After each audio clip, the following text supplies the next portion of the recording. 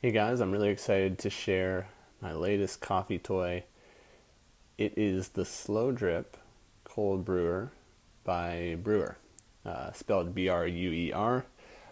I heard about it through a Kickstarter campaign and it was successfully funded. I unfortunately missed the boat to be a contributor, but they had pre-orders going on and my pre-order has finally been fulfilled and arrived today. So I'm going to do a quick unboxing to show you what it's about and tell you how it differs from more traditional cold brew methods like the toddy. Stay tuned.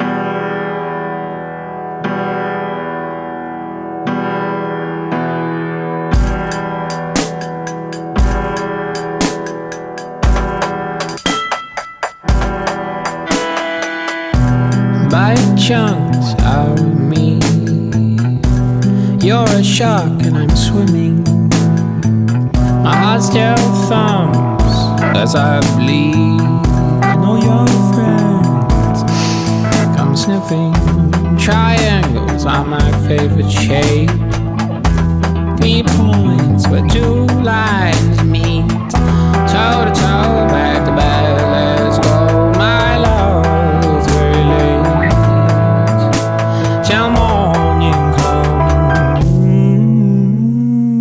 So I'm all set up here. I have washed everything off and pre-ground my 2 ounces of coffee as the instruction manual here says. It's pretty finely ground. I mean, almost to an espresso level. So I think I overdid it here. Trial and error will tell me what the answer is. So I'm just going to drop in the filter. And now the instructions ask for 1 ounce of water to pre-wet the filter. So I'm just going to use this gooseneck Bonavita kettle here to do that. This will give me more control and a slower pour so I don't overdo it. That's 1 ounce. A little bit over, it's alright. Okay, so the next step is going to be to add on, let's just look at the book. So the tower's in, we pre-wet the filter. Okay, so now we're going to fill with 12 fluid ounces of cold water. So I'm just going to tear the scale and then pour in 12 ounces. Hopefully I'm doing this right. And I'm not, because I forgot the stopper. So it's a good thing I stopped myself before I did more damage. So let me pause here so I don't break anything. Okay, that could have been bad. So the silicone stopper is now in. It's pretty snug. And I teared the scale again. I'm gonna pour 12 ounces of water. No need to be too slow here.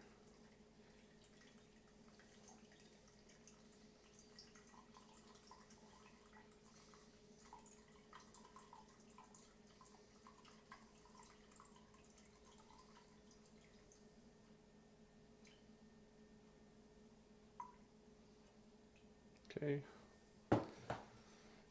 Now we're going to add the ice, 12 ounces of that. Okay, so I've added my ice very carefully, mind you. This is really thin glass, so I just carefully placed those ice cubes in there. I didn't exactly put 12 ounces worth of ice cubes, so I just added the rest in water.